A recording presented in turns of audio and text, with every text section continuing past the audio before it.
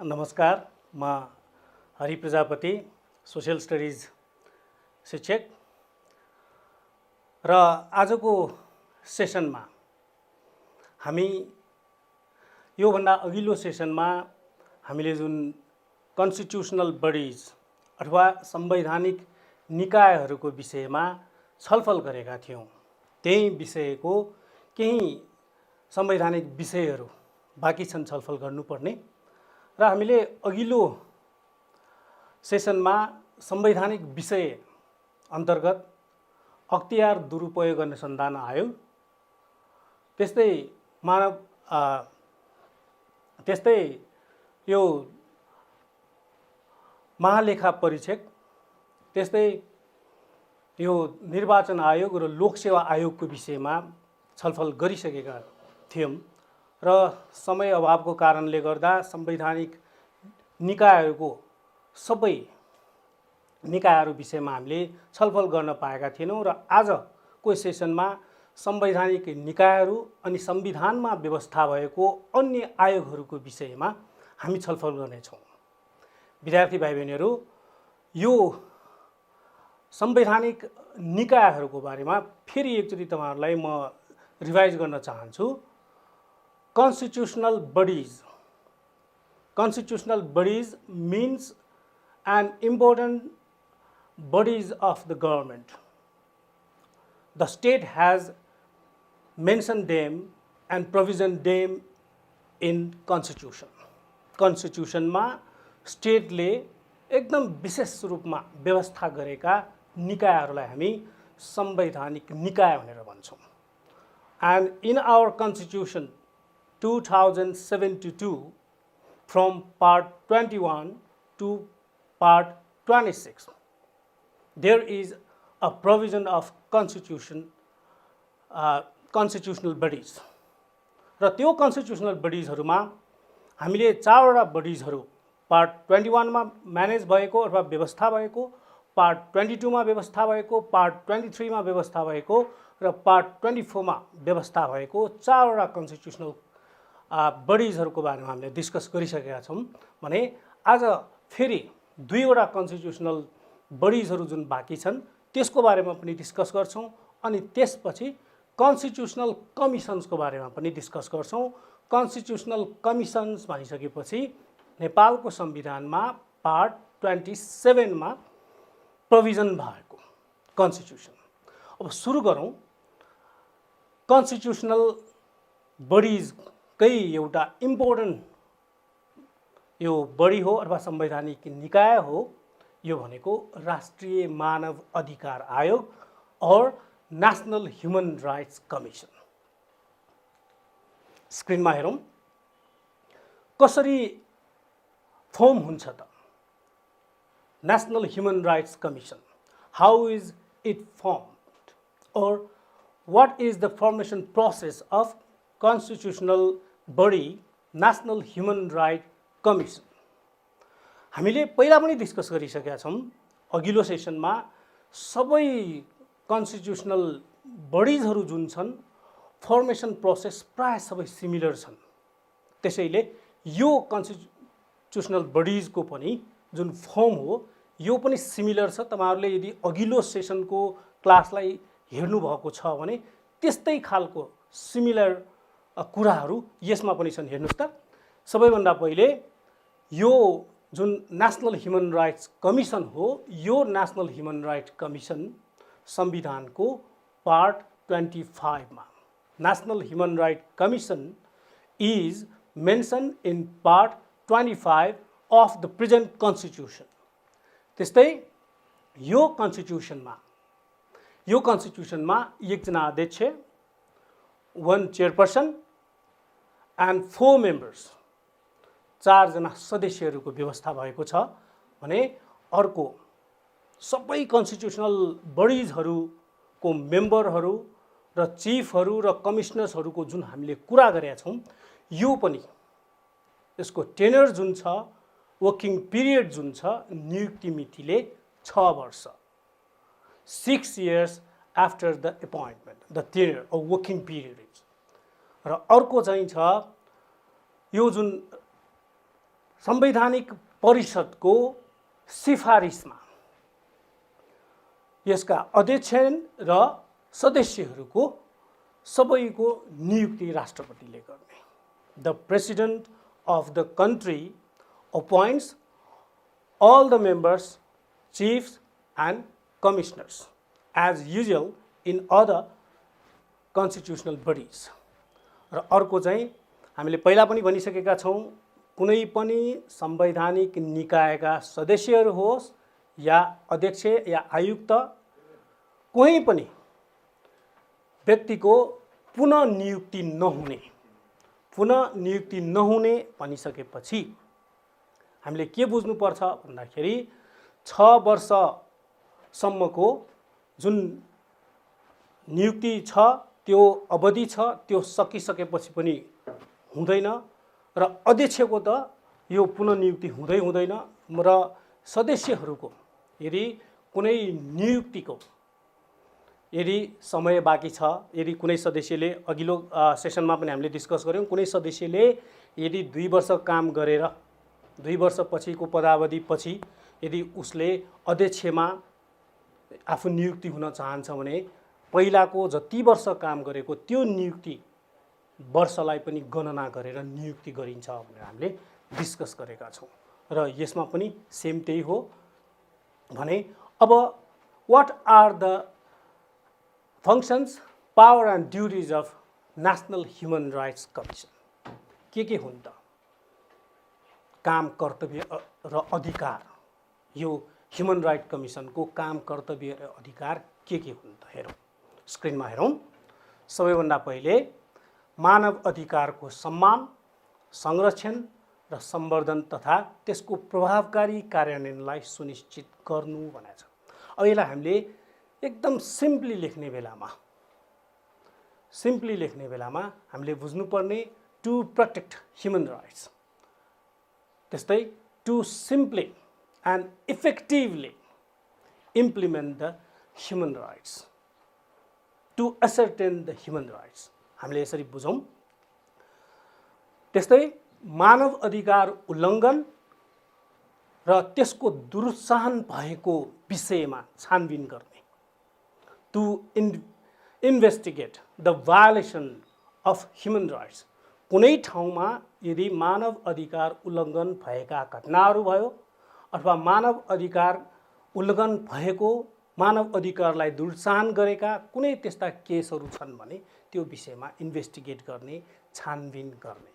अनि त्यसपछि त्यस्ता व्यक्ति, सङ्घ संस्था, any individual or institutions that has violated human rights भने त्यस्तालाई कारबाहीको लागि सिफारिस गर्ने, टु रिकमेन्ड फर एक्सन। र अर्को छ मानव अधिकारको उल्लङ्घन हुनबाट रोक्न अथवा रोक्ने जिम्मेवारी र कर्तव्य पाएका व्यक्तिहरू, जसले जिम्मेवारी लिइराखेका छन्, त्यस्ता जिम्मेवारी लिइराखेका व्यक्तिहरूले यदि जिम्मेवारी राम्रोसँग वहन गरेन भने त्यस्ता व्यक्ति सङ्घ संस्था उप पनि कारबाही गर्नको लागि सम्बन्धित अधिकारी समक्ष सिफारिस गर्ने, to recommend for the actions for those people, those institutions who do not fulfil their duties and responsibility to protect human rights. भने अर्को छ मानव अधिकार उल्लङ्घन गर्ने व्यक्ति या संस्था विरुद्ध मुद्दा चलाउने, to file a case against those people and institution that violate human rights. त्यस्तै अरू पनि बाँकी छन् ह्युमन राइट्ससँग सम्बन्धित यो फङ्क्सन्सहरू, जस्तै मानव अधिकारको चेतना अभिवृद्धि गर्ने भनेर भनेको छ, to increase the awareness for human rights. Human राइट्ससँग सम्बन्धित जति पनि अवेरनेस प्रोग्राम्सहरू गर्ने भयो, त्यस्तै अवेरनेस इन्क्रिज गर्नको लागि आवश्यक प्रोग्राम्सहरू गर्ने भयो। यो पनि हामी मानव अधिकार आयोग जुन छ यो राष्ट्रिय मानव अधिकार आयोगकै काम कर्तव्य र अधिकारको रूपमा समेट्न सक्छौँ भने अर्को छ मानव अधिकारको उल्लङ्घनकर्तालाई विभागीय कारबाही र सजाय गर्न कारण र आधार खुलाई सम्बन्धित निकाय समक्ष सिफारिस गर्ने। अब यसलाई चाहिँ हामीले टु टेक डिपार्टमेन्टल एक्सन भनेर भन्न सक्छौँ। To take departmental action against the people or the individuals and institutions who violate or that violate the human rights. त्यस्तै मानव अधिकारसँग सम्बन्धित कानुनको आवधिक रूपमा पुनरावलोकन गर्ने, to review the law, to review the rules that are made, that are framed for human rights. र नेपाल सरकार समक्ष यदि मानव अधिकारसँग सम्बन्धित कानुन पुनरावलोकन गर्दाखेरि कुनै किसिमका आवश्यक कुराहरू छन् भने, सुझावहरू छन् भने पनि त्यो सुझावहरू दिने, to suggest the state, to suggest the government for the rules, regulations and law that are made for the human rights. भने अर्को पनि छन् मानव अधिकारसँग सम्बन्धित अन्तर्राष्ट्रिय सन्धि। नेपालले पनि मानव अधिकारसँग सम्बन्धित, बाल अधिकारसँग सम्बन्धित धेरै सन्धि सम्झौताहरूमा नेपालले आफ्नो विचार पनि राख्दै आएको हो, त्यस्तै सन्धि सम्झौता पनि गरेको हो। त्यस्तो सन्धि सम्झौता विषयमा नेपालको बारेमा नेपालको विचार के छ त, त्यसको विषयमा पनि कुनै किसिमको त्यस्तो सम्मेलनहरूमा भाग लिन जाँदा, अन्तर्राष्ट्रिय सम्मेलनमा भाग लिन जाँदा, सन्धिहरू गर्दाखेरि त्यस्तो सन्धिमा नेपालले गर्नुपर्ने कुराहरूलाई सिफारिस गर्ने, to recommend the state, to recommend the government for international states or international conventions, especially for human rights. यो भयो ह्युमन राइट कमिसनको फङ्सन्स, पावर र ड्युटिजहरू। अब हामी अर्को एउटा कन्स्टिट्युसनल बडीको विषयमा फेरि डिस्कस गर्छौँ। यो भनेको राष्ट्रिय प्राकृतिक स्रोत तथा वित्त आयोग, national natural resources and fiscal commission भन्छ। नयाँ आयोग हो यो, र यो पनि संविधानमा जुन व्यवस्था भएको छ, संविधानमा व्यवस्था भएको जुन छ त्यो सबै अन्य जति पनि आयोगहरू छन्, बडिजहरू छन्, त्यो बडिजहरूसँग सिमिलरै छ। सबैभन्दा पहिले यसको गठन प्रक्रियातिर जाउँ। गठन प्रक्रिया प्राय सबै कन्स्टिट्युसनल बडिजहरूको यो फर्मेसन प्रोसेस सिमिलर छन्। All the constitutional bodies formation process are similar. सबैभन्दा पहिले जसरी हामीले मानव अधिकार आयोगको कुरा गऱ्यौँ, यो पार्ट 25 मा मेन्सन भएको छ भनेर भनेछौँ नि, त्यो जस्तै यो जुन नेचुरल रिसोर्सेस र फिस्कल कमिसन जुन छ त्यो चाहिँ पार्ट 26 मा मेन्सन भएको। हामीले बुझ्ने पार्ट 26, मेन्सन इन पार्ट 26। त्यस्तै यसमा चेयरपर्सन 1 एन्ड म्याक्सिमम 5 मेम्बर्स, बढीमा 5 जनासम्म सदस्य हुन सक्छ। 1 जना अध्यक्ष, 5 जनासम्म यसमा सदस्य हुन सक्छ। फर्मेसन प्रोसेस र फर्मेसन प्रोसेसको बारेमा अघिल्लो क्लासमा पनि हामीले डिस्कस गऱ्यौँ। यो जुन फर्मेसन प्रोसेसको अन्तर्गत यो मेम्बर्सहरू हुने जुन प्रोभिजन छ, त्यो मेम्बर्सहरू हुने प्रोभिजन चाहिँ थपघट हुन सक्छ, सबैमा सिमिलर हुँदैन। कुनैमा यो आवश्यकता अनुसार कुनैमा बढी, कुनैमा कम हुन सक्छ। भने यसको जुन एपोइन्टमेन्ट छ त्यो एपोइन्टमेन्ट भएको 6 वर्षसम्म यसको टेन्यर या कार्य अवधि हुन्छ भने अर्को कन्स्टिट्युसनल काउन्सिलको रिकमेन्डेसनमा राष्ट्रपतिले यसलाई अपोइन्ट गर्ने, सबै मेम्बर्सहरूलाई र चेयरपर्सनलाई एपोइन्ट गर्ने प्रोभिजन छ। र अपोइन्टमेन्टको प्रोभिजन पनि सबै सिमिलर छ। भने अर्को यो जुन चेयरपर्सन छ या कमिसनर छ, अघि पनि हामीले डिस्कस गरिसकेका छौँ कि एकचोटि नियुक्ति भइसकेपछि, एक पटकको लागि नियुक्ति भइसकेपछि अध्यक्ष फेरि पुनः नियुक्ति हुँदैन भने सदस्यहरू पुनः नियुक्ति हुन सक्छन्। अध्यक्षको पदमा पनि नियुक्ति हुन सक्छ, पुनः नियुक्ति हुन सक्छ, तर आफू पहिला सदस्य भएर काम गरिसकेको भए त्यसको मितिलाई पनि गणना गर्छ, त्यसको अवधिलाई पनि गणना गर्छ। अब यो जुन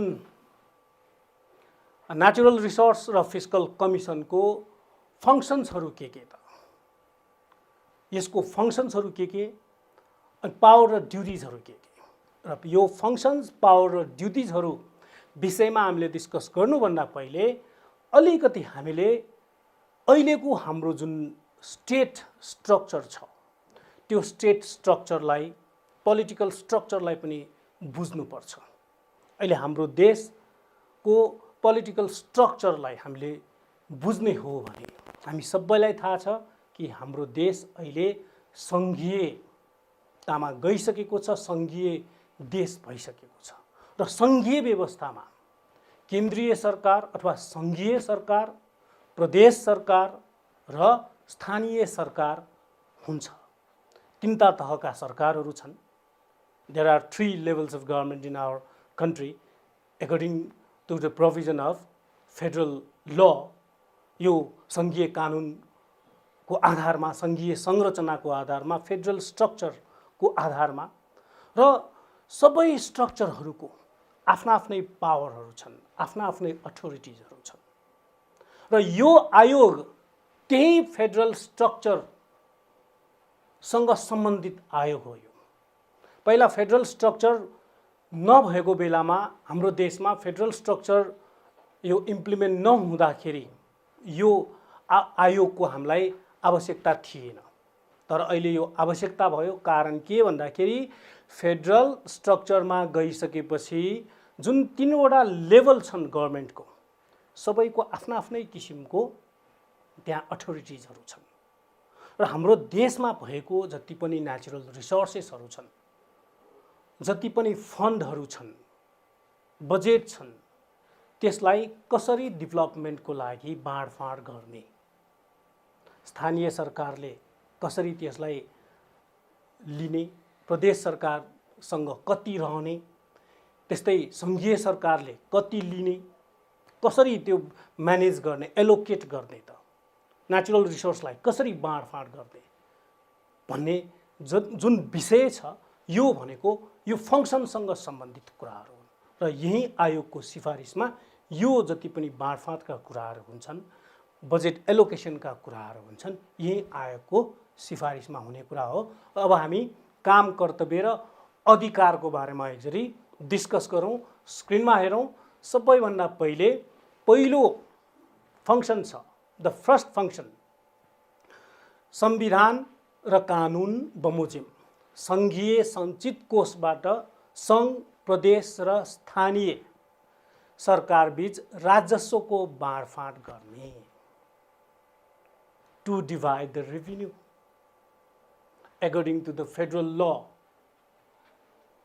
र फेडरल फन्ड हुन्छ, त्यो फेडरल फन्डबाट लिने हो, त्यो to divide the federal fund to federal level, provincial level and local level. र त्यसको निम्ति जुन बेसिस छ अथवा बेस छ अनि त्यसपछि प्यारामिटर भनेर जुन भनिरहेछौँ, ढाँचा, स्ट्रक्चर, त्यसलाई पनि डिटरमाइन गर्ने अथवा ढाँचालाई पनि निर्धारण गर्ने भनेर हामीले भनेका छौँ।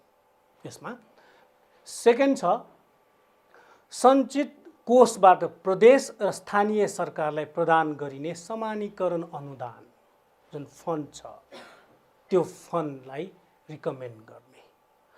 स्थानीय सरकार पनि त चल्नु पर्यो। स्थानीय रूपमा स्थानीय सरकारले जुन एउटा रेस्पोन्सिबिलिटी बोकेको हुन्छ लोकल डेभलपमेन्टको लागि, र त्यसको लागि पनि फन्ड आवश्यक छ। त्यस्तै प्रदेश सरकारलाई पनि फन्ड आवश्यक छ भने त्यो जुन सञ्चित कोषबाट त्यो बाँडफाँड गर्ने, सिफारिस गर्ने भने। अर्को छ प्रदेश सञ्चित कोषबाट प्रदेश र स्थानीय सरकार बीच राजस्वको बाँडफाँड गर्ने, टु डिभाइड द रेभिन्यू। र त्यसको लागि पनि विस्तृत आधार चाहिन्छ, बेस चाहिन्छ, अनि त्यसपछि ढाँचा चाहिन्छ। त्यसैले to determine the parameter for dividing the federal fund to province level and local level, यसरी हामीले भन्न सक्छौँ भने अर्को जुन छ सङ्घ, प्रदेश र स्थानीय सरकारको खर्च जिम्मेवारी पुरा गर्नलाई टु मिट द एक्सपेन्डिचर, राज्यको एक्सपेन्डिचर मिट गर्ने सबैभन्दा महत्त्वपूर्ण एउटा पक्ष भनेको राजस्व अथवा ट्याक्स। सायद हामीले यो सोसियल स्टडिज अन्तर्गत ट्याक्सको विषयमा अहिले पढ्छौँ होला। त्यो राजस्व असुली जुन गर्ने हो त्यसको पनि यो सुधार गर्नुपर्छ। राजस्व जुन उठाउने हो, राजस्व जुन लिने हो, कर जुन लिने हो, हामीले जुन पढिसकेका छौँ राजस्वमा, ट्याक्समा, ट्याक्स कलेक्सनमा पढिसकेका छौँ। यसमा स्थानीय कर भनेर जुन भन्छौँ, अब त्यो स्थानीय कर भनिसकेपछि स्थानीय निकायले अथवा स्थानीय सरकारले त्यो लिने हो। त्यस्तै प्रदेश सरकारले कुन कुन लेभलकोले कुन के कति आधारमा कुन कुन तहबाट कसरी राजस्व असुली गर्ने भन्ने उपायहरूको खोजी गर्ने र सिफारिस गर्ने, त्यो उनीहरूको रेस्पोन्सिबिलिटिजहरू अथवा ड्युटिजहरूलाई पनि त्यहाँ मेन्सन गर्ने काम यो फिस्कल कमिसनले गर्छ भने यो सबै जति पनि छन् यो 6वटा हामीले यो कन्स्टिट्युसनल बडिजहरू डिस्कस गरिसकेका छौँ, जुन पार्ट 21 देखि पार्ट 26 सम्म नेपालको संविधानमा मेन्सन भएका कुराहरू हुन् भने अर्को पनि बाँकी छन् यो फिस्कल कमिसनसँग सम्बन्धित। यो भनेको के त भन्दाखेरि राजस्व बाँडफाँड आधारको पुनरावलोकन गरी परिमार्जनको सिफारिस गर्ने। कुनै यदि परिमार्जन गर्नु परेको छ भने यसलाई रिभ्यू गर्ने सबैभन्दा पहिले जुन प्यारामिटर छ, ट्याक्स कलेक्सनको जुन प्यारामिटर छ त्यसलाई रिभ्यू गर्ने, to review the parameter of tax collection and if anything is necessary, if required, then it can be change and to recommend for change. त्यसको लागि चेन्ज गर्नलाई, त्यो फ्रेमलाई ट्रान्सफर्म गर्नलाई, चेन्ज गर्नलाई कुनै आवश्यक छ भने त्यसलाई सिफारिस गर्ने काम पनि यो आयोगले गर्छ भने अर्को छ प्राकृतिक स्रोतको परिचालन गर्दा नेपाल सरकार, प्रदेश सरकार र स्थानीय तहको लगानी र प्रतिफलको हिस्सा निर्धारण गर्ने। जुन सरकारले, स्थानीय सरकारले, प्रदेश सरकारले, सङ्घीय सरकारले जुन लगानी गरिराखेको हुन्छ, जुन बेनिफिटहरू आउँछ, प्रफिटहरू जुन आउँछ, त्यो कसरी बाँड्ने त? स्थानीय सरकारलाई त्यो प्रतिफल कति, प्रदेश सरकारलाई प्रतिफल कति, अथवा केन्द्रीय सरकारलाई प्रतिफल कति, त्यो निर्धारण गर्ने, त्यो प्यारामिटरलाई पनि निर्धारण गर्ने अथवा त्यो डिटरमाइन गर्ने, to determine the parameter for dividing the benefits and incentives भने अर्को छ प्राकृतिक स्रोतको बाँडफाँड सम्बन्धी विषयमा सङ्घ र प्रदेश, प्रदेश र प्रदेश, प्रदेश र स्थानीय तह र स्थानीय तहहरू बीच उठ्न सक्ने सम्भावित विवादको विषयमा अध्ययन अनुसन्धान गरी त्यसको निवारण गर्न समन्वयात्मक रूपमा काम गर्न सुझाव दिने। हेर्नुहोस् त, अलि संविधानमा जस्तो उल्लेख भएको छ त्यही कुरा यहाँ छ। त्यसैले यसलाई हामीले सिम्पली लेख्ने बेलामा यसलाई हामीले यो सबै जस्ताको तस्तै लेख्दाखेरि सम्झिन हामीलाई गाह्रो हुन्छ। त्यसैले यसलाई टुक्रा गरेर हामीले बुझ्नुपर्छ। जस्तै अब जुन स्थानीय रूपमा पाउने जति पनि स्रोत र साधनहरू छन् त्यो त स्थानीय तहबाट नै त्यो परिचालन हुने भयो। तर राष्ट्रिय रूपमा भएको जति पनि प्राकृतिक स्रोतहरू छन् त्यो प्राकृतिक स्रोतलाई, नेचुरल रिसोर्सेसहरूलाई जब डिभिजनको कुरा आउँछ, बाँडफाँडको कुरा आउँछ, डिभाइड गर्दाखेरि विभिन्न किसिमको यो विवादहरू आउन सक्छ। एउटा हामीले यो सङ्घीयताको अथवा विषयमा कुरा गर्दाखेरि सङ्घीयतामा सबैभन्दा एउटा समस्याको रूपमा चुनौतीको रूपमा आउन सक्ने विषयमा हामीले फेडरल सिस्टम पढ्दाखेरि पनि डिस्कस गरिसकेका छौँ कि प्रदेशहरू बीचमा यहाँ विवाद हुन सक्छ, कन्फ्लिक्ट हुन सक्छ नेचुरल रिसोर्सलाई युज गर्ने विषयमा।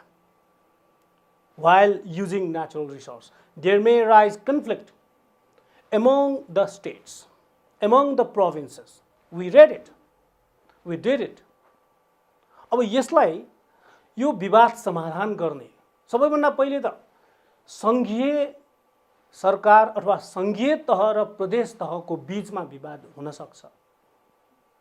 कसले कति प्राकृतिक स्रोतहरू कति प्रयोग गर्ने, उपभोग गर्ने भन्ने विषयमा। अर्को प्रदेशको बीचमा पनि हुन सक्छ। We have 7 provinces and among 7 provinces they may arise the conflict while using natural resources, while dividing natural resources. र प्रदेश मात्र होइन, प्रदेश र स्थानीय तहको पनि बीचमा हुन सक्छ र स्थानीय तह पनि धेरै छन्, स्थानीय तहहरूको बीचमा पनि हुन सक्छन् भने त्यस्तो विवाद विषयमा रिसर्च गर्ने, अध्ययन अनुसन्धान गर्ने र कसरी अब त्यसलाई यो जुन समस्या छ विवादको समस्यालाई कसरी समाधान गर्न सकिन्छ त्यो समाधानको लागि कोअर्डिनेट गर्ने यसलाई, र यो चाहिँ आयोगको काम हो भने। अर्को बाँकी छ त्यो भनेको राष्ट्रिय प्राकृतिक स्रोत तथा वित्त आयोगले प्राकृतिक स्रोतको बाँडफाँड गर्दा सोसँग सम्बन्धित वातावरणीय प्रभाव मूल्याङ्कन सम्बन्धमा आवश्यक अध्ययन अनुसन्धान गरी नेपाल सरकारलाई सिफारिस गर्ने। हामीले जुन सस्टेनेबल डेभलपमेन्टको बारेमा पढ्यौँ नि, त्यो सस्टेनेबल डेभलपमेन्टलाई नै यहाँ उल्लेख गरेको छ कि जब कुनै पनि डेभलपमेन्ट एक्टिभिटिजहरू हामी गर्छौँ इन्भाइरोमेन्टल एस्पेक्टलाई पनि ध्यान दिनुपर्छ, इन्भाइरोमेन्ट पनि कन्जर्भ हुनुपर्छ, इन्भाइरोमेन्ट पनि लङ टर्मसम्म युज गर्न मिल्ने हुनुपर्छ, युज गर्नुपर्छ ताकि फ्युचर जेनेरेसनले त्यो इन्भाइरोमेन्टल एस्पेक्ट्सलाई हेर्न सकोस्, पाओस्, किनभने उनीहरूको पनि राइट्स हो त्यो।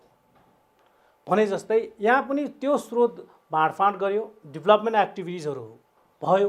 अब त्यो डेभलपमेन्ट एक्टिभिटिजहरू हुँदाखेरि यदि सस्टेनेबल डेभलपमेन्टको कन्सेप्टबाट यदि त्यस्तो डेभलपमेन्ट एक्टिभिटिजहरू रन भएन भने डेफिनेटली पोल्युसन्स आउन सक्छ, इन्भाइरोमेन्टल डिग्रेडेसन आउन सक्छ। यस्तो बेलामा त्यो वातावरणीय प्रभावलाई इभ्यालुएट गर्ने, त्यसलाई इभ्यालुएट गर्ने जुन काम छ त्यो इभ्यालुएसन गरेर त्यसपछि यो गभर्नमेन्टलाई के गर्न सकिन्छ, त्यो प्रभाव भयो कि भएन, कतिसम्म प्रभावित भयो भन्ने विषयमा सिफारिस गर्ने, त्यो recommend the environmental effect, to recommend the environmental effect to the government while dividing, while utilizing the natural resources भनेको छ। भने अब यो 6वटा जुन बडिज अफ कन्स्टिट्युसन अथवा कन्स्टिट्युसनल बडिजको बारेमा हामीले डिस्कस गरिसकेका छौँ।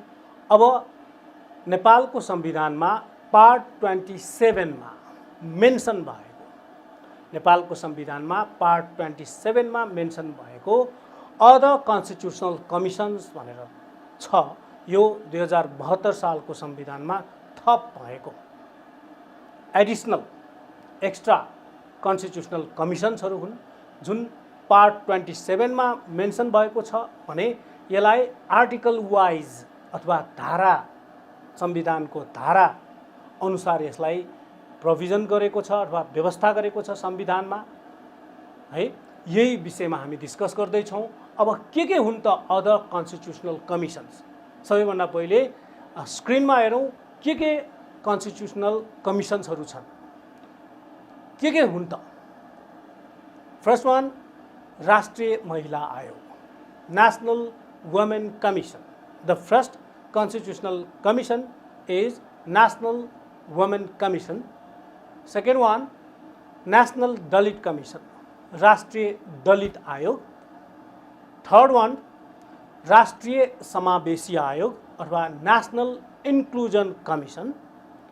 And fourth one, Indigenous Nationalities Commission or आदिवासी जनजाति आयोग. Fifth one, Madhesi commission, Madhesi आयोग. And sixth one, Tharu commission, Tharu आयोग. Seventh, मुस्लिम कमिसन अथवा मुस्लिम आयोग. यो जुन 7 वटा आयोगहरू छन् यो थप गरिएका आयोगहरू हुन् संविधानमा व्यवस्था गरेको. र यसमा राम्रोसँग हामीले बुझ्नुपर्ने कुरा के भनेर भन्दाखेरि यो 7 वटा कन्स्टिट्युसनल जुन कमिसन्सहरू छन् त्यो कमिसन्सहरू पार्ट 27 मा मेन्सन भएको र पार्ट 27 मा मेन्सन भएको र यो आर्टिकल वाइज यसलाई मेन्सन गरेको छ. अब त्यो आयोगहरूको एउटा आयोगहरूको विषयमा पनि फेरि छलफल गरौँ र यो गठन प्रक्रिया जुन छ त्यो गठन प्रक्रिया र नियुक्ति प्रक्रिया प्राय सबै सिमिलर छन्. हामीले बुझ्नुपर्ने सिमिलर छन्. त्यसैले यो सिमिलर कुराहरूलाई हामी फेरि एकचोटि रिभाइज गर्छौँ ताकि लङ टर्म मेमोरीमा रहिरहोस्. यसको विशेषताहरू हेरौँ. सबैभन्दा पहिले यो संवैधानिक आयोगहरू जुन छन् त्यसको विशेषताहरू के हुन् भन्दाखेरि यो चाहिँ पार्ट 27 मा मेन्सन भएको. One of the important characteristics of constitutional commissions is it is mentioned in part 27. 7 वटा आयोगहरू यो संविधानको भाग 27 मा उल्लेख भएको. 26 सम्म 21 देखि 26 सम्म संवैधानिक निकायहरू भयो. एउटा भागमा एउटा संवैधानिक निकायको बारेमा व्यवस्था गरेको भयो. अब यो भाग 27 मा चाहिँ सबै थप गरिएका संवैधानिक निकायहरू अथवा आयोगहरू जुन छन् त्यो संवैधानिक आयोगहरूको सबै व्यवस्था गरेको चाहिँ यो 27 मा. र नेपालको संविधानमा धारा 252 देखि 264 सम्म उल्लेख भएको छ. यो 252 देखि from article 252 to 264. Right? It is mentioned the provision of other constitutional commission is mentioned article wise from article 252 to 264. माने यो संवैधानिक निकायहरूको जस्तै व्यवस्था हो. यसको पनि विशेषता पनि उस्तै छ. त्यो के त भन्दाखेरि फर्मेसन प्रोसेस, यसको पनि फर्मेसन प्रोसेस, त्यस्तै यसको जुन फङ्सन्स, पावर र ड्युटिज, अनि त्यसपछि अपोइन्टमेन्ट प्रोसेस, जुन एपोइन्ट गर्ने प्रोसेस छ यो सबै मेन्सन इन कन्स्टिट्युसन, संविधानमा उल्लेख भएको. र संविधानमा नै बकाइदा सबै यो गठन प्रक्रिया, काम कर्तव्य अधिकार, त्यस्तै नियुक्ति र क्वालिफिकेसन्सहरू जो यो संवैधानिक निकाय र आयोगहरूमा बसेर काम गर्ने जो व्यक्तिहरू छन् सबैको जुन योग्यता छ त्यो सबै संविधानमा उल्लेख भएको. र संविधानमा उल्लेख भएकै कारणले गर्दा, उल्लेख गरेकै कारणले गर्दाखेरि यसलाई हामी संवैधानिक आयोग भनेर भन्छौँ, संवैधानिक निकाय भनेर भन्छौँ भनेर जुन हामीले भन्यौँ त्यही हो. यसमा हामीले बुझ्नुपर्ने. र अर्को चाहिँ संवैधानिक परिषदको सिफारिसमा राष्ट्रपतिले according to the recommendation of constitutional commission the president appoint all the members including chiefs, chairpersons or chief commissioner. र यो जुन अघि पनि भनिसक्यौँ, पहिलाको क्लासमा पनि गइसकेको छ कि टेन्योर जुन छ, कार्य अवधि जुन छ यो नियुक्ति मितिबाट 6 वर्ष, नियुक्ति मितिबाट 6 वर्ष, 6 इयर्स को लागि. अब यो आवश्यक योग्यतालाई फेरि एकचोटि रिभाइज गरौँ। प्राय सबै क्वालिफिकेसन्सहरू हामीले सिमिलर मान्नुपर्छ, सिमिलर छन्। हामीले यो सम्झिनको लागि म फेरि एकचोटि रिभाइज गर्दैछु, सबैको सिमिलर हो। अब हामीलाई कुनै एउटा क्वेसन्समा कुनै एउटा पर्टिकुलर आयोग अथवा पर्टिकुलर कमिसनको बारेमा सोधेर के क्वालिफिकेसन्सहरू छन् भन्यो भने हामी कन्फ्युज हुनु पर्दैन। यो सबै कन्स्टिट्युसनल बडिजहरू अथवा कन्स्टिट्युसनल कमिसन्सहरू छन्, त्यो सबैको क्वालिफिकेसन्सहरू चाहिँ सिमिलर छन्। सबैभन्दा पहिले नेपाली नागरिक हुनु पर्यो, he or she must be Nepali citizen. दोस्रो 45 इयर्स भएको हुनुपर्छ, he or she must have completed 45 years of age.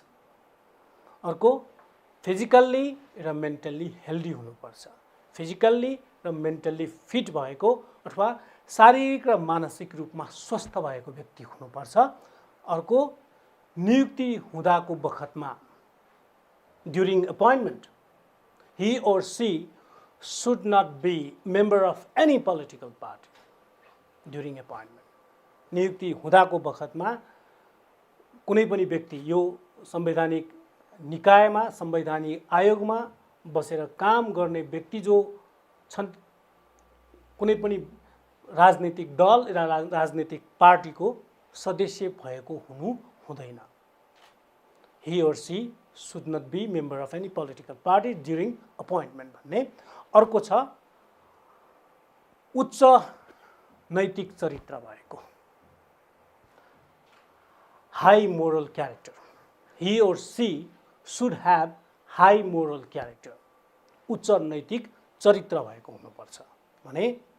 अर्को चाहिँ संवैधानिक व्यवस्था अनुसार संविधानमा उल्लेख भए अनुसारको क्वालिफिकेसन हुनुपर्छ। यो क्वालिफिकेसन विषयमा संविधानमा व्यवस्था भए अनुसार भनेर हामीले भनेको कारण के भन्दाखेरि आवश्यकता, शैक्षिक योग्यता, आवश्यकता, उसले पहिला कुनै ठाउँमा कुनै सरकारी निकायमा काम गरेर आएको उसको अनुभव त्यो फरक हुन सक्छ। जस्तै अस्ति हामीले भनिसक्यौं यो जुन महालेखा परीक्षकको विषयमा कुरा गर्नुपर्दा अकाउन्ट विषयमा राम्रो ज्ञाता हुनु पर्यो। त्यसैले यो संविधानमा उल्लेख भए अनुसार भनेर हामीले लेख्ने हो यसमा है।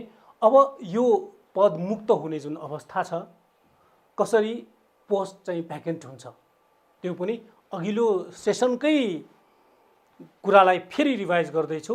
किन भन्दाखेरि कन्स्टिट्युसनल बडिज र कन्स्टिट्युसनल कमिसन्सहरूको जुन पोस्ट भ्याकेन्ट हुने कन्डिसन्सहरू छन्, त्यो कन्डिसन अथवा सर्कमस्टान्सेसहरू छन्, त्यो सर्कमस्टान्सेस सिमिलर नै छन्। First circumstance for the post vacant is if he or she submit resigns। Resignation अथवा रिजाइन यदि गर्यो भने, रेजिग्नेसन यदि सबमिट गर्यो भने, राष्ट्रपति समक्ष राजीनामा दियो भने पोस्ट भ्याकेन्ट हुन्छ। अर्को 65 इयर्स पुरा भयो भने, 65 इयर्स पुरा भयो भने, अब त्यहाँ नियुक्ति मितिले 6 वर्ष भनेर जुन भनेका छौँ, नियुक्ति मितिले 6 वर्ष, 65 इयर्स भयो भने 6 वर्ष होइन 2 वर्षमा पनि पोस्ट भ्याकेन्ट हुन सक्छ।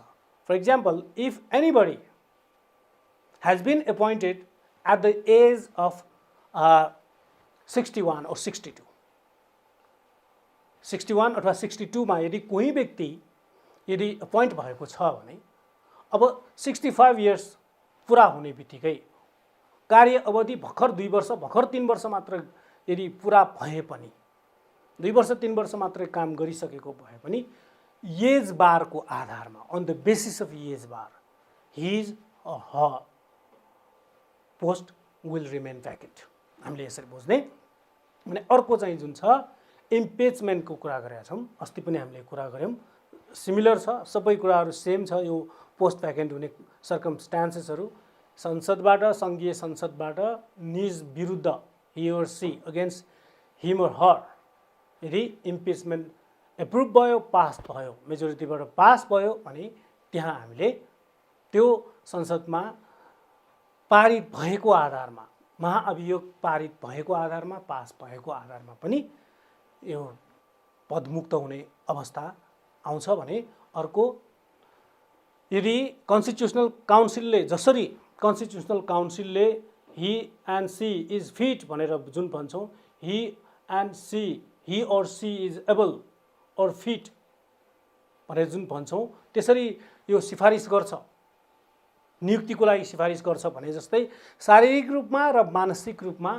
अब उहाँले काम गर्न सक्नुहुन्न, उहाँबाट अब काम हुँदैन यो भन्ने किसिमबाट यदि आयो भने पनि यो पदमुक्त हुन सक्छ भने अर्को इन केस अफ डेथ, मृत्यु भएमा पनि यहाँ यो पदमुक्त हुन सक्छ। यो चाहिँ यो कन्स्टिट्युसनल कमिसनको विषयमा भयो। अब हामी कन्स्टिट्युसनल कमिसनको पर्टिकुलर फङ्सन्सहरू के, पावर र ड्युटिजहरू के भन्ने विषयमा सरसर्ती हामी यो छलफल गर्न गइरहेका छौँ। अब हामीले यसमा पर्टिकुलर 3टा कुरालाई फोकस गर्नुपर्छ, किनभने संवैधानिक आयोगहरू भनेर भनिसकेपछि जति पनि यो संवैधानिक आयोगहरू छन्, 7वटा संवैधानिक आयोगहरू छन्, जाति र समुदाय विशेषको पनि आयोगहरू छन्। महिला आयोग, थारू आयोग, मुस्लिम आयोग, मधेसी आयोग भनेर जुन छ, त्यो जाति र समुदाय विशेषको आयोग भएको कारणले गर्दाखेरि हामीले पावर र ड्युटिजलाई जब हामी लेख्छौँ या सम्झिन्छौँ, त्यो विशेष जातिको हक, हित र अधिकारहरूलाई संरक्षण गर्ने, टु कन्जर्भ और टु प्रिजर्भ राइट्स, है त, सबैभन्दा पहिले बुझ्ने। त्यस्तै विभिन्न किसिमको प्रोग्राम्सहरूलाई त्यहाँ प्लानिङहरू गर्ने, प्लानहरू बनाउने, योजना तर्जुमा गर्ने भनेर जुन भन्छौँ त्यो हामीले बुझ्ने। जस्तै महिला आयोगको यहाँ फङ्सन्स भनिसकेपछि महिलाहरूको हक र हितलाई ध्यान दिने भयो, महिलाहरूको पक्षमा वकालत गर्ने भयो, महिला अधिकारलाई सम्मान गर्ने भयो, प्रिजर्भ गर्ने भयो, महिला अधिकारसँग सम्बन्धित कुराहरूलाई। अब मुस्लिम आयोगको पनि चाहिँ मुसलमानहरूको, थारू आयोग भने चाहिँ थारूहरूको, यसरी हामीले पर्टिकुलर जाति या समुदायसँग सम्बन्धित आयोगहरू भएकोले हामीले सम्झिने बेलामा हक र हितलाई, राइट्स र वेलफेयरलाई हामीले ध्यान दिने, त्यो अनुसारको प्लान्स र प्रोग्राम्सहरूलाई यो फ्रेम गर्ने विषयमा हामीले लेख्नुपर्छ र तयारी गर्नुपर्छ, त्यो अनुसार तयारी गर्नुपर्छ। अहिले हेरौँ एकचोटि सरसर्ती म जाँदैछु यसमा। सबैभन्दा पहिले राष्ट्रिय महिला आयोग, यो गठन प्रक्रियामा अघिको जस्तै हो, सबै संवैधानिक जति पनि आयोगहरू छन्, निकायहरू छन्, गठन प्रक्रिया प्राय सिमिलर छ। यो चाहिँ पार्ट 27 मा छ, हामीले बुझ्ने पार्ट 27 सबै यो कन्स्टिट्युसनल थप गरिएका आयोगहरू, कन्स्टिट्युसनल कमिसनहरू पार्ट 27 अन्तर्गत 252 article 252 according to the article 252। त्यस्तै एकजना अध्यक्ष, चेयरपर्सन, 1 चेयरपर्सन, 4 अदर मेम्बर्स। अर्को चाहिँ नियुक्ति मितिले 6 वर्ष, 6 इयर्स आफ्टर द एपोइन्टमेन्ट, र अर्को कन्स्टिट्युसनल काउन्सिलले रिकमेन्ड गर्ने अनि त्यसपछि प्रेसिडेन्टले एपोइन्ट गर्ने। अब के त अधिकारहरू, फङ्सन्स के त, पावर र ड्युटिजहरू के त, हक हितसँग अघि भने नि सम्बन्धित पोलिसिजहरू, सम्बन्धित कानुनहरू निर्माण गर्ने, कार्यक्रमहरू तर्जुमा गर्ने र त्यसपछि नेपाल सरकार समक्ष पेश गर्ने, नेपाल सरकारलाई सुझावको रूपमा दिने, हामीले बुझ्ने।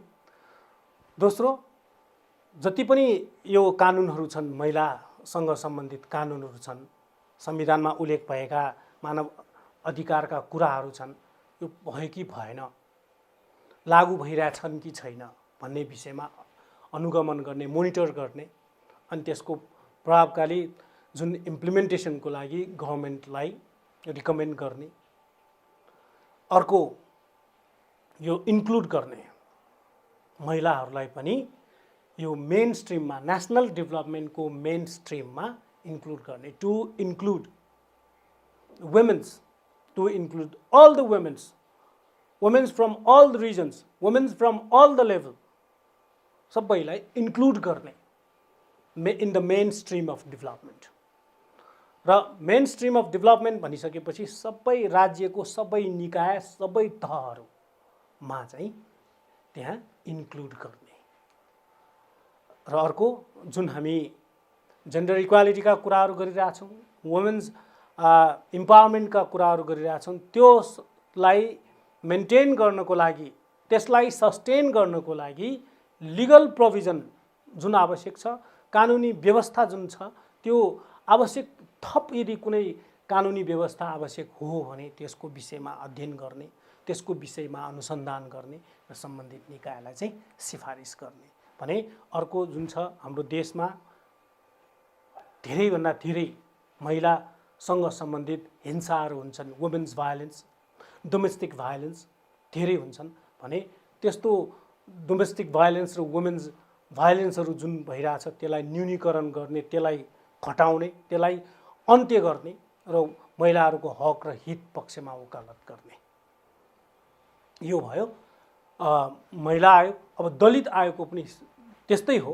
दलितहरू जो छन् उनीहरूकै पक्षमा हामीले बुझ्ने गठन प्रक्रिया हेरौँ। सबैभन्दा पहिले गठन प्रक्रियामा यो जुन 252 धारा 252 मा महिला आयोग भनेर जुन भनिरहेका छौँ, त्यो जस्तै 255 मा article 255 in the article 255 this commission, the provision of this commission is mentioned.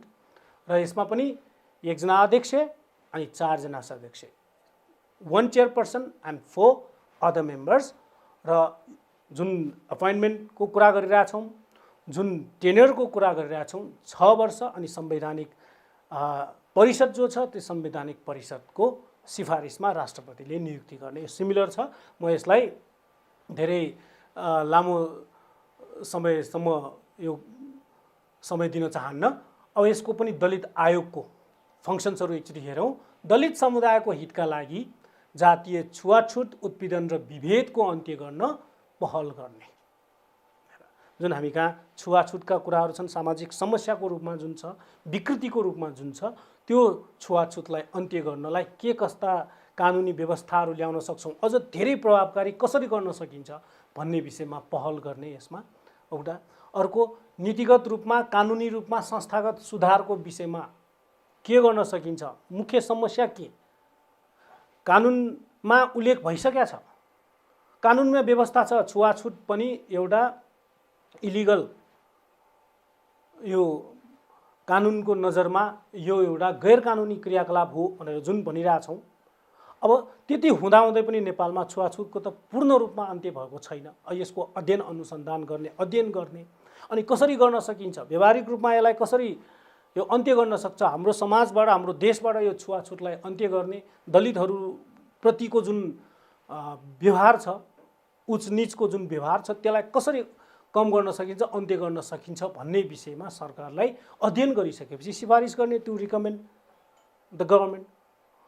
र अर्को चाहिँ दलितहरूको हितको लागि, उत्थानको लागि, विकासको लागि यो नयाँ नयाँ कानुनहरू आवश्यक छ भने निर्माण गर्ने। र त्यो कानुनको निर्माण मुख्य कुरा होइन, कानुनको निर्माण भइसकेपछि त्यसलाई प्रभावकारी कार्यान्वयन गर्नुपर्छ अथवा इफेक्टिभ इम्प्लिमेन्टेसन चाहिन्छ। र त्यो इफेक्टिभ इम्प्लिमेन्टेसनको लागि नेपाल सरकारलाई सुझाव दिने। र अर्को छ यो जुन दलित समुदाय छ, दलित समुदायलाई पनि मेन स्ट्रिम, जसरी हामीले वुमेन्सहरूलाई भनेर भनेका छौँ, वुमेन्सहरूलाई जस्तै दलितहरूलाई पनि मेन स्ट्रिम अफ डेभलपमेन्टमा यहाँ ल्याउने, इन्क्लुड गर्ने र दलितहरूको पक्षमा वकालत गर्ने भन्ने छ। भने अर्को छ समावेशी आयोग। अब समावेश गर्ने, जुन हामीले समावेशीकरण भनेर क्लास 8 देखि पढेका छौँ, इन्क्लुजन भनेर भन्छौँ, सबैलाई समावेश गर्ने। हामी जुन हाम्रो देशलाई मल्टिलिङ्गल कन्ट्री भन्छौँ, मल्टी एथनिक र मल्टी कल्चरल कन्ट्रिज भनेर भन्छौँ, मल्टी रिलिजियस कन्ट्री भन्छौँ, बहुजातीय, बहुसांस्कृतिक, बहुधार्मिक भनेर जुन भनिरहेका छौँ, धेरै छन्। सबैलाई कसरी समावेश गर्ने, राष्ट्रिय हितको लागि, राष्ट्रिय विकासको लागि सबैको योगदान जुन छ कसरी सम्मान गर्ने त्यो विषयमा यो सबैलाई समाहित गर्ने मेन स्ट्रिम अफ डेभलपमेन्टमा इन्क्लुड गर्ने मुख्य जुन आयोग छ त्यो आयोग भनेको समावेशी आयोग हो। यसको जुन फर्मेसन प्रोसेस पनि सिमिलर छ, मात्रै यो आर्टिकल फरक छ। 258 यसमा छ भने अर्को यो एकजना अध्यक्ष 4 जना सदस्यहरू सबैमा र नियुक्ति मितिले 6 वर्ष र संवैधानिक परिषदको सिफारिसमा राष्ट्रपतिले सिफारिस गर्ने र यसको जुन फङ्सन्स र पावरहरू हेरौँ। यसको फङ्सन्स र पावरहरूमा हामीले बुझ्नुपर्ने एउटा कुरा के त भन्दाखेरि खस आर्य पिछडा वर्ग अपाङ्गता भएका व्यक्ति ज्येष्ठ नागरिक श्रमिक किसान अल्पसङ्ख्यक सीमान्तकृत पिछडिएका विपन्न र वर्ग र समुदायको हक अधिकारको संरक्षण गर्ने सबैको हक र अधिकार छ। सबैको हक र अधिकारलाई संविधानमा उल्लेख भएका हक र अधिकारलाई प्रिजर्भ गर्ने कन्जर्भ गर्ने काम गर्छौँ भने अर्को चाहिँ जुन छ समावेशीकरणको निम्ति आवश्यक नीति र कानुनहरू कार्यान्वयन गर्ने।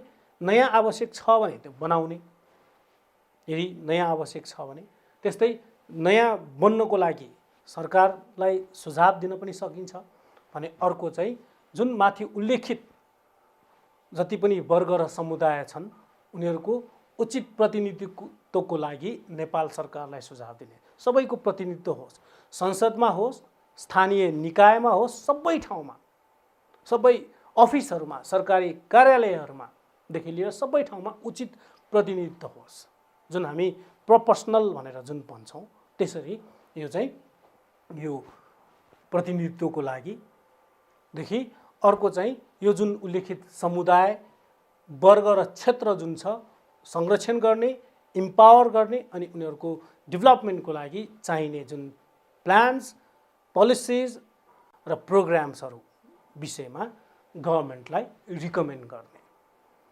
अथवा सजेस्ट गर्ने र अर्को जुन छ अल्पसङ्ख्यक र सीमान्तकृत समुदाय सम्बन्धी कानुनमा समयानुकूल परिमार्जनका लागि सिफारिस गर्ने। अल्पसङ्ख्यक भनेको थोरै सङ्ख्यामा भएकाहरू, त्यस्तै सीमान्तकृत भनेको झन्डै झन्डै लोप हुन थालेकाहरू, लोपोन्मुख भनेर जुन भन्छौँ तिनीहरूको लागि पनि कानुनमा व्यवस्था गर्ने भनेका छौँ भने अर्को आदिवासी जनजाति आयोग जुन छ आदिवासी र जनजातिको हक हितको लागि।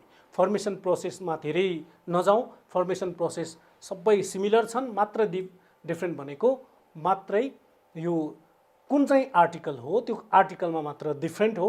258 र यसमा पनि एकजना अध्यक्ष 4 जना सदस्य सबै यो कन्स्टिट्युसनल कमिसन्सहरूको यो प्रोभिजनमा एकजना अध्यक्ष 4 जना सदस्यहरू हामीले सम्झिने र अर्को चाहिँ यो 6 इयर्स अफ टेन्युर, अर्को कन्स्टिट्युसनल काउन्सिलको रिकमेन्डेसनमा प्रेसिडेन्टले अपोइन्ट गर्ने।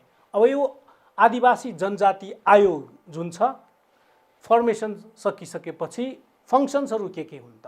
फङ्सन्स पनि अब यो हामीले महिला आयोग जुन भनिरहेछौँ त्यो जस्तै दलित आयोग भनेर चाहिँ आदिवासी जनजातिहरूको हक र हितसँग सम्बन्धित नीति र कार्यक्रम तर्जुमा गर्ने, to frame the policies and programmes for the welfare and for the development for the rights of indigenous nationalities र अर्को हक र अधिकारहरू जुन छन् त्यो कार्यान्वयनको लागि। अघि पनि हामीले भनिसक्यौँ कानुन बन्नु, कानुनमा व्यवस्था हुनु मुख्य कुरा होइन, यसलाई इम्प्लिमेन्ट हुनुपर्छ, यो इम्प्लिमेन्ट हुनुपर्छ।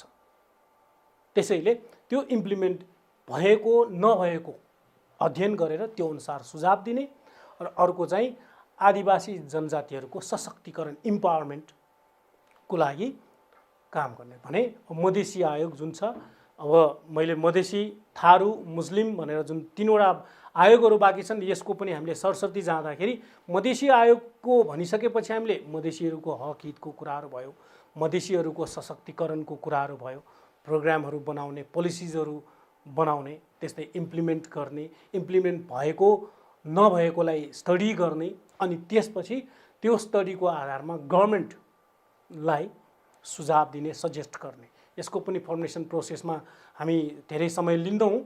यसमा यो चाहिँ 262 मा मेन्सन भएको। यसमा पनि 1 जना अध्यक्ष, 4 जना सदस्यहरू, त्यस्तै यो नियुक्ति मितिले 6 वर्षको, संवैधानिक परिषदको सिफारिसमा राष्ट्रपतिबाट नियुक्ति हुने भने अब जुन मधेसी आयोगको फङ्सन्सहरू एकचोटि हेरौँ। फङ्सन्समा हक हितसँग सम्बन्धित मधेसीहरू जो हुनुहुन्छ, मधेसमा बस्ने नेपालीहरू, मधेसीहरूको हक र हितसँग सम्बन्धित नीति र कार्यक्रम तर्जुमा गर्ने, हक र अधिकारहरू कार्यान्वयन भएको नभएको अध्ययन गर्ने र सरकारलाई सुझाव दिने, to suggest government to study about the implementation of Madhesi rights. अर्को मधेसीहरूको सशक्तिकरण र हक हितको प्रिजर्भ गर्ने, कन्जर्भ गर्ने काम भयो भने अब थारू आयोग पनि सिमिलर छ। सबैभन्दा पहिले फर्मेसन प्रोसेस हेरौँ। फर्मेसन प्रोसेस भनिसकेपछि सिमिलर छन्, मात्र आर्टिकल डिफ्रेन्ट हो। यो आर्टिकल 263 मा मेन्सन भएको छ भने 4 सदस्य, 1 अध्यक्ष, त्यस्तै नियुक्ति मितिले 6 वर्ष, संवैधानिक परिषदको सिफारिसमा राष्ट्रपतिले नियुक्ति गर्ने र थारू आयोग अथवा थारू कमिसनको फङ्सन्स, पावर र ड्युटिजहरू हेरौँ। अघि मधेसीको जस्तै हो, थारूहरूको हक र हितसँग सम्बन्धित नीति र कार्यक्रमहरू तर्जुमा गर्ने, to frame the policies and programs. त्यस्तै थारू जातिको हक र अधिकारहरू कार्यान्वयनको लागि सरकारलाई सुझाव दिने, सबैभन्दा पहिले कार्यान्वयन भएको नभएको के कति संविधानमा उल्लेख भएको छन् थारू जातिको हक हितको लागि, त्योसँग सम्बन्धित सुझावहरू दिने, अनि त्यसपछि थारू जातिको सशक्तिकरण र हक हितको लागि सम्वर्धन गर्ने भयो भने अर्को छ मुस्लिम आयोग। मुस्लिम आयोगको पनि गठन प्रक्रिया हेरौँ। गठन प्रक्रिया सिमिलर छ, यसलाई पनि हामी सरसर्ती हेर्न सक्छौँ। यो चाहिँ आर्टिकल 264 मा मेन्सन भएको। It is mention in the article 264 under part 27 of the constitution है त। र यसमा पनि 1 जना अध्यक्ष अनि 4 सदस्यहरूको व्यवस्था छ। बडावधि 6 वर्ष, संवैधानिक परिषदको सिफारिसमा राष्ट्रपतिले नियुक्ति गर्ने। अब यो जुन छ यसको पनि फङ्सन्स, पावर र ड्युटिजहरू हेरौँ। फङ्सन र पावर ड्युटिजमा मधेसी आयोग र जुन हामी यो थारू आयोग भनेर जुन भनिरहेछौँ त्यो जस्तै मुस्लिमहरूको हक र हितसँग सम्बन्धित नीति र कार्यक्रमहरूलाई तर्जुमा गर्ने अथवा फ्रेम गर्ने, अर्को हक र अधिकार कार्यान्वयनको लागि सरकारलाई सुझाव दिने, कार्यान्वयन भएको नभएको अध्ययन गर्ने, र अर्को इम्पावरमेन्ट र वेलफेयरको, राइट्स र वेलफेयरको हामीले प्रिजर्भ गर्ने। यसरी यो कन्स्टिट्युसनल कमिसनमा 7 वटा यो थप गरिएका आयोगहरू जुन छन् त्यो विषयमा हामीले सरसर्ती छलफल गरिसकेका छौँ। भने आजको यो सेसनमा यो सबै आयोगहरूको सिमिल्यारिटिजको लागि हामीले यो फ्रेम गर्नुपर्छ। सिमिल्यारिटिजहरू के छन्, डिफ्रेन्सहरू के छन्, क्यारेक्टरिस्टिक्सहरू के छन्। यो फङ्सन्सहरू त प्रायः सबै सिमिलर छ यो फङ्सन्सहरू, त्यसैले त्यो मेन कुराहरूलाई हामीले याद गर्नुपर्छ। र केही होम एसाइनमेन्ट्स तपाईँहरूको लागि मैले यहाँ छोडिदिएको छु गृह कार्यको रूपमा। यो एकचोटि स्क्रिनमा हेर्नु होला, यो गृह कार्यको रूपमा तपाईँको अभ्यास गर्नु होला। र यो गृह कार्य सँगसँगै आजको सेसनबाट यहाँहरू घरमै बस्नुहोस्, सेफ हुनुहोस्, डिसिप्लिन हुनुहोस् र इक्जाम प्रिपेयर राम्रोसँग इक्जाम प्रिपेरेसनको आफ्नो जुन काम छ त्यसलाई चाहिँ कन्टिन्यू गर्नुहोस् भन्दै तपाईँहरूबाट बिदा हुन्छु। नमस्ते।